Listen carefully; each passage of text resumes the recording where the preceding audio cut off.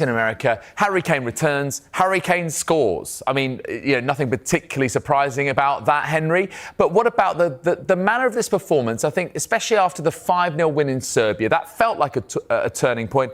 And England now just kind of really ran away to seal qualification at a canter, didn't they? Yeah, but let's not take Harry Kane for granted, because we're going to miss him when he's gone. I mean, goals 75 and 76 in 110 internationals. At the time when we're having a debate about where the English centre forward's coming from, Liam Delap when he's fit, clearly, but there's quite a gap between Harry Kane and the next choice, which is, I presume, Ollie Watkins. I imagine Marcus Rashford will go as Anthony Gordon's understudy on the left, but as the third choice centre forward. But England are struggling a little bit for those. So first, let's celebrate Harry Kane. But yeah, I mean, England were in control tonight. I mean, Tuchel's choices, particularly Elliot Anderson, promoting him from, the under-21s. We saw how good he was at the Euros in the summer. And that partnership, a 6 and an 8, call them whatever you want, with Declan Rice, there's a really good blend there. Clearly, he's not going to have that sort of time against more serious opposition. And I quite like the Times' back page headline of "Job Done," because we've been here before when we've cruised through qualifying, as with Capello in 2010, and then stunk South Africa out. So, there is a balance there. There's things to be done. But look, you just look at what Tuchel's done, the choices that he's made. Huge credit to the FA and the club academies for the sort of quality of talent that they're producing now. And England are going to a tournament with quality options, apart from at number 9, in most of their positions. So it's been incredibly encouraging. And Tuchel's obviously spotted this early out and has been bedding these names in. I think we could probably name 9 of the starting 11, who will probably get Cape Verde in the draw out in America. Oh, well, who knows? I mean, yeah, that's another great story, isn't it? Well, if we have time, we'll touch on the other countries that have qualified for this expanded, of course, 48-team World Cup. First time that it's been with that many nations involved. Just talking about Harry Kane, David, I mean, he's always been very good with all of the England managers that he's played under, but I think it does feel that this axis with Thomas Tuchel is significant in terms of that word culture and this Team England vibe. He's got a captain, a statesman who can really help drill that down to the rest of the squad. Yeah, I think very good, David, is a modest description. Harry Kane's arguably the best number 9 on the planet right now in terms of the style of play and his profile. And given that he doesn't rely on pace, you could argue that he's in the form of his life and career heading towards this World Cup. And you keep your fingers crossed as an England fan that he maintains his fitness in what's going to be a grueling remainder of the season with Bayern Munich in domestic and European competition. But there's a real bond that's been struck up between manager and captain, centre forward, player and person, and that stems back to when they united at Bayern Munich. And you saw when Harry Kane arrived in Munich and he was greeted by Thomas Tuchel with absolute delight. And okay, it was a relatively short stint together, but they've maintained that camaraderie and so far, against very limited opposition, Tuchel is getting the best out of Kane, and that's quite a mouth-watering prospect going to the States, where I think he can yet again have another great major tournament, because by and large, maybe Qatar aside, he has always really shone. And he's going to be absolutely integral. Obviously, Ollie Watkins is there too when fit, and he proved at the Euros that he can add real contribution. And you want him to really find some form as the season goes on. But Kane leading by example, not just from a footballing perspective, but the way he conducts himself as a character, as a leader in the dressing room, in front of the fans there at the end, the way he talks in press conferences. He's matured into an England great, and there's been a lot of scrutiny on him over the years. But just imagine, I think this is something Chris Sutton said in the build-up to the game, if England didn't have him going towards this World Cup, then you think they'd be in a pretty concerning situation. Yeah. We'll talk a little bit about Thomas Tuchel and his relationship with the fans in a moment, guys. But let's actually hear now from the England manager after the 5-0 win in Riga. Here he is. We had in the group 6 matches. We won all 6 matches. We didn't concede a goal. It's a very special moment today. I think we stepped up in the last 2 camps, and This was another proof of it. I think it was another team effort. I think we put a lot of effort in the high press. Latvia did not play as many long balls in the build-up as we thought, so we had to work for our ball wins, and we did. I'm very proud of that. No one steps out of this pattern. Everyone is ready to go. Everyone is ready to help, and there was a lot of intensity needed to break the block down. We did it then from a ball win. We created chances from a ball win because on the ball it was difficult to find spaces because it was so narrow. And I think we got the game running. We made the game a physical game, and I'm happy that you can see it in the result. I think it's well deserved today, and full credit to the players. The point's been made, though, guys, that the opposition that England have had to face in the group, is low quality, and that there will be tougher challenges ahead when we get to the World Cup finals next summer. And that's, of course, always where England have just struggled to get over the line. Those big games, be it Croatia in 18 or France in 22. I just wonder, Henry, you've got a situation now with Thomas Tuchel, and he's managed to kind of get the best out of the squad that he's got, with big names missing, the likes of Foden, Trent Alexander-Arnold, Bellingham, and Grealish and more besides. I just wonder, though, Cole Palmer's the other one, of course. I just wonder, though, which of the sort of big name players you feel might be just slightly fearing that they might not be, quote unquote, on the plane?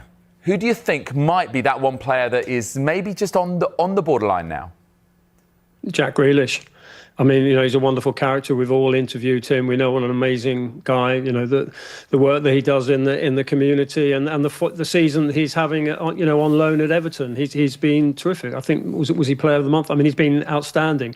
I just think in where England have strengths is clearly at number 10. Got about 5 or 6 number 10s. We could do with a couple of them being number 9s.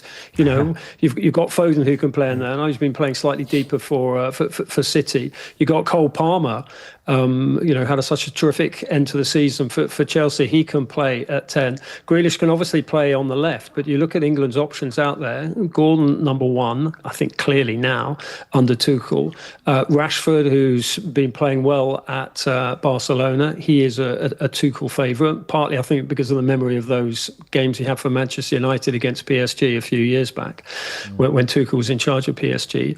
And I think, they've got other options. I mean, Eze can play on the left. He came on. I thought he did well in a sort of quasi number 10 role. Madueke can obviously play either side as well. So, look, I mean, it almost breaks my heart to say it because we know what an amazing character Grealish is and how good he is around the camp. But I think from a footballing perspective, and I assume it will be a 26-man squad because of the heat, I think he might struggle to get into that 26. Yeah, it really is. Embarrassment of riches territory, isn't it? And how do you select the best squad, and who is that big name that's going to miss out? I mentioned before the connection that Thomas Tuchel has with, players, but also the fans. And it's been interesting, this interchange, isn't it? And this sort of little dialogue between him and the fans, criticising, the lack of atmosphere at Wembley against Wales, and then the England fans having a little subtle dig back. Well, actually, not so subtle dig. David, this is important, isn't it? Because he's got a sense of humour. He acknowledges that. He wants to build that over the coming months. Yeah, it's important, but I don't think it's that big a deal. He's perfectly entitled to say what he wants. I actually quite like that he isn't afraid to voice his feelings.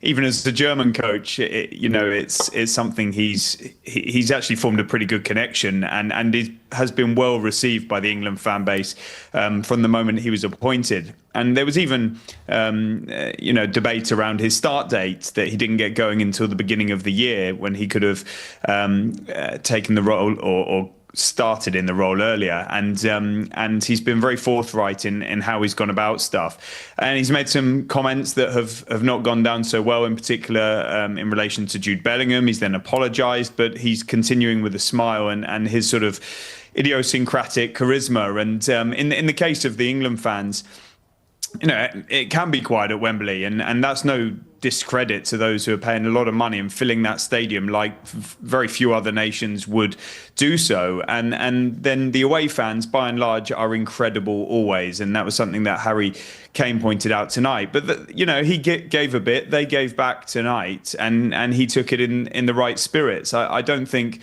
there's a major issue there, and England will go in huge numbers from the UK and all over the world, including the States, to those matches in the US, Canada and Mexico next summer, and they'll be one of the best supported teams in the competition. And maybe this is a bit of healthy edge that he's bringing to it. I took tonight's chance as being quite light-hearted and in good spirit, and bring it on, more of it. Yeah. No, it does keep things interesting. I think, healthy edge is a nice way to put it. All right, thank you for the moment, gents. We're going to take a quick break. And when we come back, we'll be looking at more of the sports stories in the morning's newspapers. The Guardian leads with England's footballers. Plenty on the cricketers too. Stuart Broad hitting out at the Aussies. More on that next.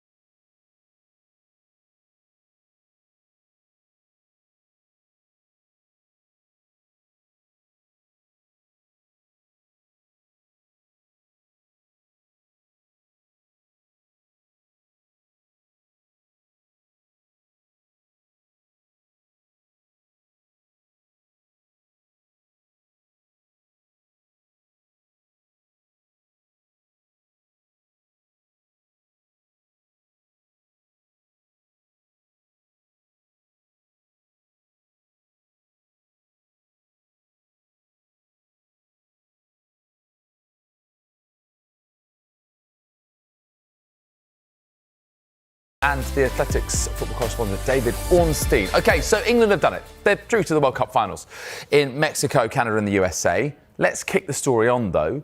On our website, skysports.com, excellent piece from Peter Smith, which talks about it getting tough now for Thomas Tuchel. We talked a little bit about selection. OK, so that's obviously going to be a challenge. I'd like you both, if you would, in a sort of brief way, pick out one other major challenge that you think Thomas Tuchel is going to have to deal with. There's going to be something tough, be it heat, be it travelling, whatever you think is going to be something he needs to really grapple with and conquer. David, to you first.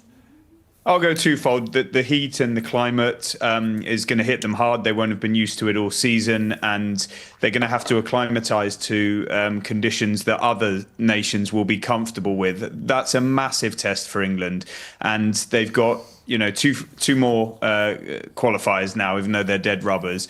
They've got a couple of March friendlies, which I'll come back to in a second, then also a couple of warm-up matches, very little time to prepare. And that is going to be a major hurdle that has caught out many countries in the past.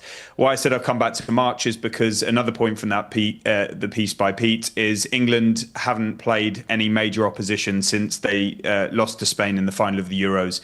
They're going to need to do so in March to tune up, because as impressive as this has been, the strength in depth, the identity, the way that Tuchel's team has improved, the opposition have been fairly rubbish. And so Serbia should have been strong, and England dispatched them with ease. And the step up, certainly after the group stage out at the tournament, is going to be significant. And England aren't there just to challenge. They're not there to get to the latter stages alone. They're there to win it. It's the stated aim. Nobody's hiding it. Tuchel wants a second star on the shirt, and therefore, both the climate for me, but also a serious step up in opposition in those March friendlies to prepare for what's to come. Henry, what do you think? Heat. I was there in USA '94, and even one of the games I covered in Detroit, I think it was Roy Hodgson's Switzerland against the Americans, 1-1, 2 free kicks. It was just heat. The heat was just not simply getting to the ground, but in there, and I was just sort of tapping away at an ancient typewriter. I mean, you saw what the Irish players were like down in Miami. I was in Chicago and Washington as well, and it was oppressive, the heat. So that's a huge issue. And one of the first things that Tuchel said, David was there at the press conference at Wembley and the famous FA unveiling. One of the first questions he answered, he said, well, we're going to go to America like a Premier League team and press and have this intensity. There's no way you can do that in those sort of conditions, particularly against, as David alluded to, teams like Spain who keep the ball and can tire you out with their possession play. So yeah, absolutely. Take the flyers, take the sort of, the Gordon and the Saka, and have wonderful passes like John Stones played tonight to release Anthony Gordon. But you won't be able to make so many of those high-speed sprints in those sort of conditions. So, look, they'll have drinks breaks. And I know the FA are doing a lot of sort of research into this, and they hope to be in a cluster of ground, so there's not so much travelling. But I think it will just be the heat. But England, I think if you look at the last few tournaments, I don't think England have actually gone to a tournament with what looks such a settled team. There's no debate really about we haven't got a left back. We've got about 3 left backs who could play there. The debates, the last time, who's going to play left wing? We've probably got 3 people who could play there. And we probably left Jack Grealish out of that discussion. So I think England will travel, hopefully. In terms of other teams that could do well, Cape Verde, you've got to say, have got a chance in the heat. Let's just briefly focus on, these other teams that have made it through. That's a great story, isn't it, David? Second smallest nation in the world after Iceland to qualify for World Cup finals. Yeah, and we've seen what sort of joy Iceland brought, mainly in the Euros, but some of the lesser fancied nations who have caused. I mean, even at the last World Cup, Saudi Arabia again, and they're a big footballing nation, but not in terms of contenders for tournaments, and they gave Argentina a bloody nose. And so, yeah, the Cape Verde story is incredible, and it's what these tournaments are all about, and you wouldn't be surprised if they caused a bit of an upset. No players in the sort of top 5 European leagues in their current squad. But, the expanded 48-team tournament, sides like England should be breezing through those early stages. And then it's just going to be fascinating how they cope, like Henry said, against the likes of Spain, who will keep the ball but are also comfortable with the warmer conditions, the Argentinas of this world and Portugal. But listen, it's not easy what England have done. Italy have shown that you don't necessarily guarantee your place in these major tournaments, and then you have the delights of some sort of diverse and very interesting opponents. So we'll find out in early December who England are up against, and yeah, there's some fairy tale stories out there. Yeah, for sure there are. Uzbekistan, another one that jumps off the page for me. Let's switch tack, shall we, and talk about a manager who could be moving into international football, but we know him from the Premier League and from English football. That's Graham Potter. Henry, what's your read on this? There's been a little bit of chatter, and here we are, back page of The Sun. You can see it right at the top there. Potts, big IKEA. Yeah, see what they've done there. On Sweden being potentially his next destination. What do you think? Decent fit? Could it revive his career?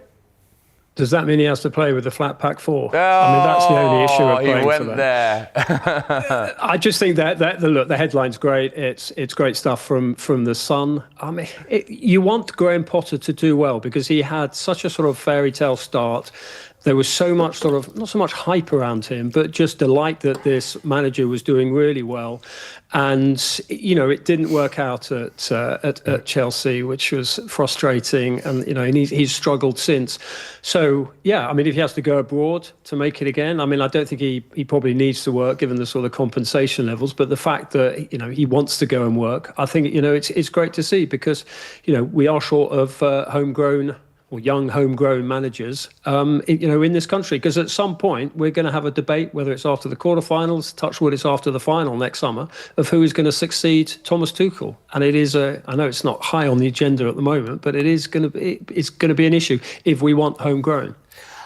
David, brief answer on this one. Do you think, you know, he said that he's got financial freedom now to sort of pick where he manages next, so he doesn't need to worry about that side of it. But what about the task that he's got facing him if he does indeed end up in that position?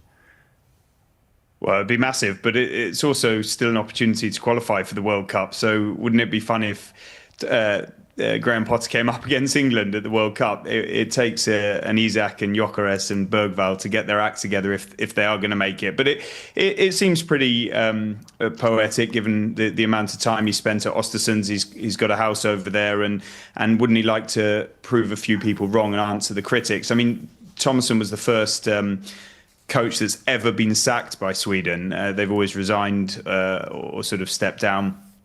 And so, yeah, if Potter was to come in as only their second foreign coach, then it would be fascinating. But I'd like to see him take a job like that and succeed there too. OK, we've got a couple of minutes, guys. Let's talk a little bit about the Ashes. Let's head to The Guardian. Piece on the right-hand side from Taha Sheen. Broad says Australia team is their worst since 2010. Is this just a little bit of phony war, Henry, and just stirring up the pot, or does he have a point? Well, I think David Warner had started it with some of his comments about Australia winning 4-0. I mean, I guess only because it will rain in Sydney, because otherwise it would have been 5. The England do their rain dance. Yeah, I mean, it's a bit of a broadside. Actually, if you read Broad's quotes, they're actually very balanced and they're actually very respectful towards sort of Australia. I mean, a lot of it may depend on how fit Pat Cummins is. But look, you look at England's last 3 chips there, was it 5-0, 4-0, 4-0? So, yeah, it's. I think that might get pinned up on the Aussie dressing room wall. Yeah. David, what are your thoughts? You know, do you think that England have got, you know, a chancy match-up, you know, where they are now, where Australia have been, and it creates a little bit more of a competitive, you know, situation?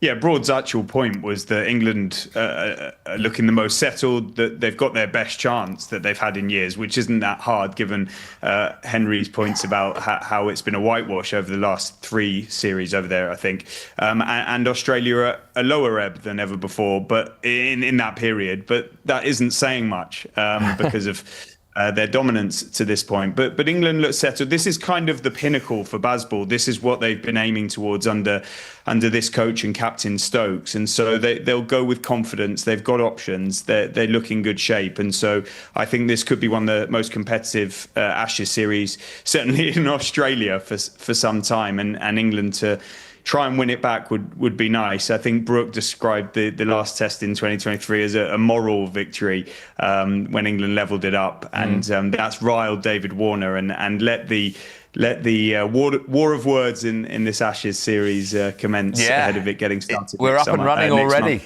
We're up and running. All right, David and Henry, thank you very much indeed for your company this evening. If you missed any of the show, another chance to see Back Pages tonight, 1:30. Also available as a podcast. Just download Back Pages on Apple, Spotify, wherever you get your pods. Next, reaction from England's 5-0 win in Riga, and they are through to the World Cup finals.